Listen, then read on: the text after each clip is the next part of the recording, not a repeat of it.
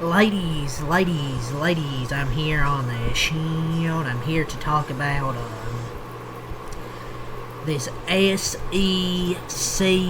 championship game here between number 3 Georgia and number 9 Alabama. And oh my lord, Alabama just absolutely destroyed,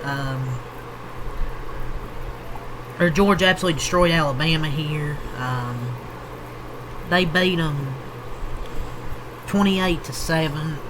They dominated from start to finish. I mean, they got the momentum early. You know, blocking the punt. I believe they scored a touchdown off of it. They had another short field where they had a nice punt return. 3 and out to start the second half. And Alabama got that one touchdown on a screen pass, but then they went for a fourth down like their own 13-yard line. Then after that, gave up a touchdown, and that's pretty much it. The SEC and Big 12 conference title games have been a disaster. Have ended up in blowouts. Hopefully the Big 10 delivers us a banger, man. Because this one was just another disaster. Texas Tech BYU was kind of close until the second half, or should I say into the fourth quarter. But Alabama now has not one, not two, three losses. I don't know if Alabama should be in the playoffs. I really don't. So Georgia, they win the SEC championship back-to-back years, and Kirby Smart finally beats Alabama again. Finally.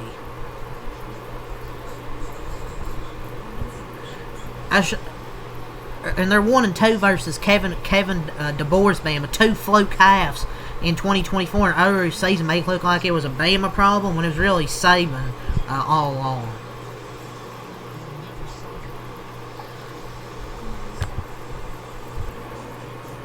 And I don't know what your guys, Alabama fans, if you're going to watch this, I don't know your thoughts on Kalen DeBoer. I don't know about Kalen DeBoer. I just don't know if he's a good fit, even though I think he's a good coach. I think he's a great coach, and you're happy to have him, but he did beat Georgia earlier this season, but kind of got lucky, I thought. 10-3 isn't a bad season, obviously, but for Alabama standards, it kind of feels like it is. I don't think he's going to a Nick Saban-level coach, but I've just never seen Bama teams so weak as these last 2 Alabama teams. A 3-loss Bama team that gets shut out and blown out in their conference championship games, to me, does not belong in the playoffs. That's just to me. It's just Alabama's weak. They're soft. They had -3 rushing yards in this ball game. -3. Their leading rusher was Daniel Hill with 4 carries. And this is a team that jumped Notre Dame. Don't get me wrong. I guess they have better wins, but this is the team that jumped Notre Dame. And then they do this. We know why they put them ahead of Notre Dame. So no matter what happened, they would still keep them in the playoffs. But they had technically -3 rushing yards. If Bama makes the playoffs, this system's rigged, man. They shouldn't be in the playoffs after that. And I know they didn't have Jamarian Miller. Their leading rusher was out. What? He would have got, 10 yards? And Ty losing damn near 30 yards in sacks made it that way. But even then, it's still 11, 10, which is 21. Then it would be 26 rushing yards. Okay, there you go. Take it all the quarterback yardage, it's like 20 rushing yards. But the sack yardage, -3, they didn't run the ball good regardless. So that's been a weakness with this Alabama team, man, all year. Is the rushing game hasn't been great. Jamari Miller's had his moments, but they haven't run the ball consistently. Ty Simpson has got worse this season. Like, he started off really good, but then he's got worse. With the rushing game, 4 runs, 11 yards for Daniel Hill. A.K. Deere, And Ty Simpson, oh my God, this guy's just got worse and worse and worse as the seasons went along today. I know the offensive line was pretty terrible. He got sacked, felt like 5-6 times. Well, 3, but there was a lot of pressure. But even then, he was 19 of 39, 212, 1 touchdown, 1 interception. People are like, oh, he could enter the NFL draft. I mean, after what I've seen after that good start of the season, I think he should probably come back for another year because I don't think he's NFL ready, in my opinion. Ty Simpson's accuracy, though, has been terrible today, but his processing has been just as bad. And 4th and 2, when you run a slant route to the opposite side of the field, their offense doesn't know how to throw an intermediate or long ball. But that out route, I guess, was open. He just sailed it out. But you shouldn't even be doing that on 4th and 2. But Ty Simpson's just, it's got worse. And Ryan Williams, he's washed, man. He dropped a touchdown. It was like 21, what was it? Even though they scored that drive, he's washed, man. You light my fire. The washed anthem. He's washed at 18. But his twirl catch against Alabama. But at one point, this Alabama offense was just a disaster. But I do think Georgia would beat most teams in college football right now, except for like 1 or 2. But Alabama's offense is literally a disaster. At one point, there were 8 drives versus Georgia before they scored. Punt, punt, interception, punt, punt, punt, punt, punt. In 3 or 4 plays. They were sure they'd even pick up a first down.